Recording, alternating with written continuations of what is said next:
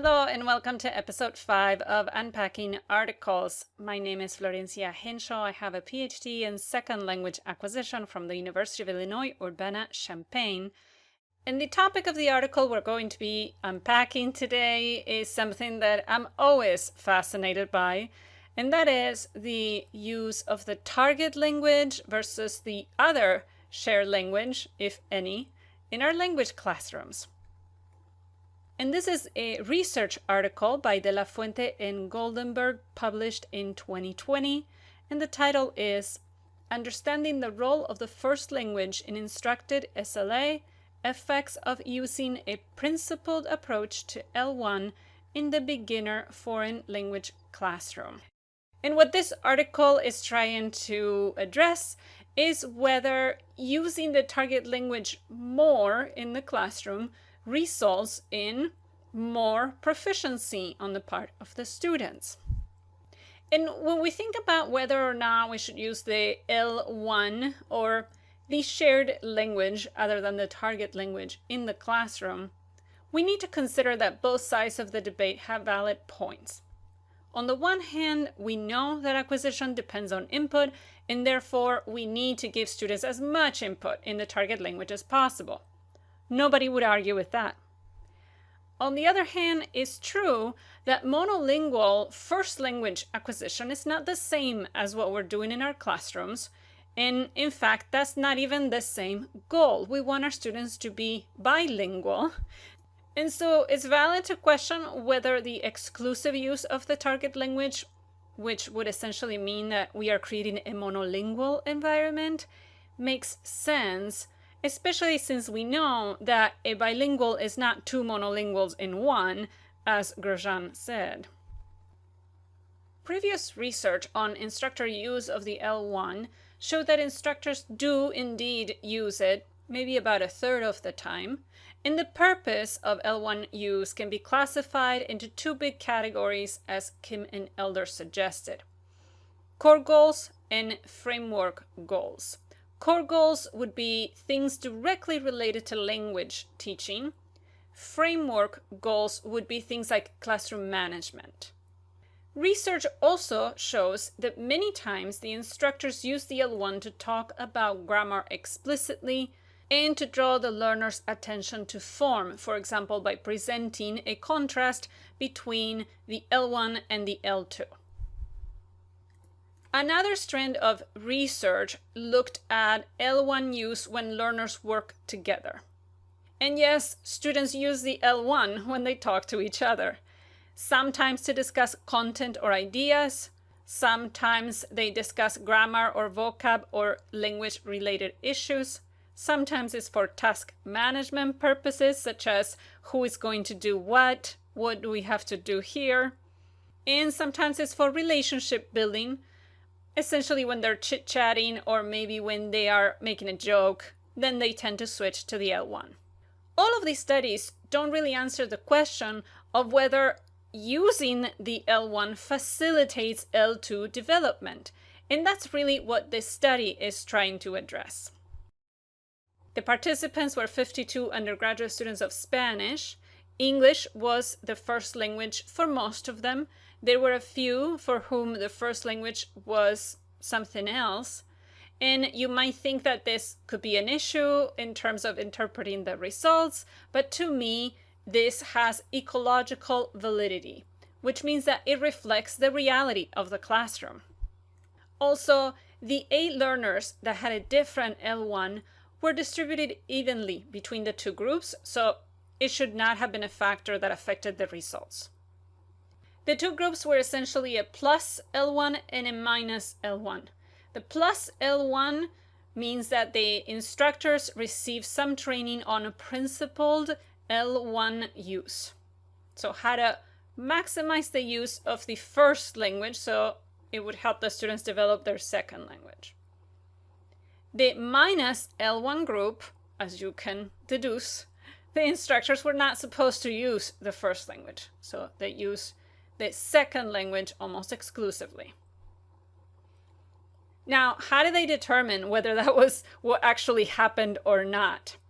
The authors chose to do that through self-reporting. At the end of the semester, students and instructors filled out a written report indicating the percentage of use, based on their own perceptions, their own estimate, of the L1. So about how often was the L1 used for different things, such as asking about vocabulary, giving instructions, etc. So the L1 was not strictly controlled, meaning that there were no recordings to show whether the actual percentage that instructors were reporting was the reality or not. And I understand it would have been challenging to record classes over 16 weeks, but to me this is a red flag, and we're going to come back to that when we interpret the results and talk about the limitations later on. What I do like about this study, and I really like it, is that they used a proficiency test as opposed to more traditional explicit knowledge tests. And they used the Stamp 4S, which is a proficiency test developed by Avant Assessment, and it is given through a computer, and they were only looking at the speaking portion and the writing portion. They took the test at the beginning of the semester, third week of the semester, and then they took it again the last week. So what did they find? I'll present a summary of the results. The proficiency increased for everybody, meaning that all groups, plus or minus L1, everybody went up one sub-level, from novice mid to novice high to intermediate low. And that was true for both writing and speaking. But there was a greater increase for the plus L1 group, the group where the instructors used this principled approach to L1 use. The self-reports reveal that when students worked together, when they talked to each other, everybody used the L1 about the same, meaning that there were no differences between the plus L1 or the minus L1 groups. The students used English regardless of whether their instructor used English in class or not. When it came to instructor-student interaction, the reports revealed that all of the instructors used the L1, but less frequently in the minus L1 group. The big question is why? Why did the group with the L1 make greater proficiency gains than the group where the target language was used more? One possibility that the authors offer is what Macaro 2005 also suggested, which is that the use of the L1 might help to lighten the cognitive load. In other words, it helps to process things a little bit easier for the students. I personally also think that perhaps the L1 led to more efficient use of class time, especially if they did focus on form, helping learners notice certain things about the language, or even to increase comprehensibility. Well, if you use the L1, you can do that more quickly and more efficiently. And of course, we cannot discount the possibility that using the L1 and the learners realizing that the instructor was okay with L1 use could have reduced some of this anxiety that learners sometimes feel, or perhaps some of the frustration they may feel when they have to stay in the target language and they feel this pressure of staying in the target language. This study, like all studies, has some limitations. To me, the main limitation is the questionable reliability of self-reporting. Again, I understand that recording or observing classes over 16 weeks is not doable, but self-reporting just one time after an entire semester is not very reliable to me. I don't know that I myself could have reported accurately how often I used the target language if I had been one of the instructors in the study. So that is a big red flag for me, because to me that questions whether there is a connection between L1 use and the increase in proficiency. After all, if we are not absolutely certain that there was a significant difference in the use of the L1, how can we make that connection? Of course, there's another limitation that the authors acknowledge, which is the fact that they only looked at speaking and writing. And so we really don't know for sure the effects that L1 versus target language use would have on listening and reading comprehension, for example. And even though this study doesn't tell us conclusively whether there is a link between L1 use and increase in proficiency, what it did tell us is that the presence of the L1 in the classroom did not affect proficiency negatively. So what does this mean?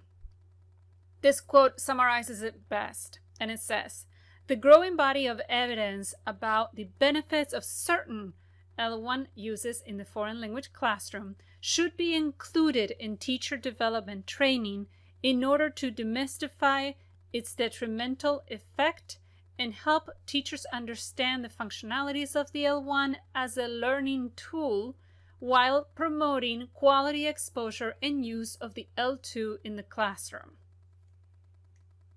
My takeaway from this article could be summarized as pros and cons, and by cons I mean concerns. My concerns have to do with possible misinterpretation of the results. Just because the plus L1 group made greater proficiency gains doesn't mean that we need to use the L1 more and more. We cannot conclude that the more L1, the better.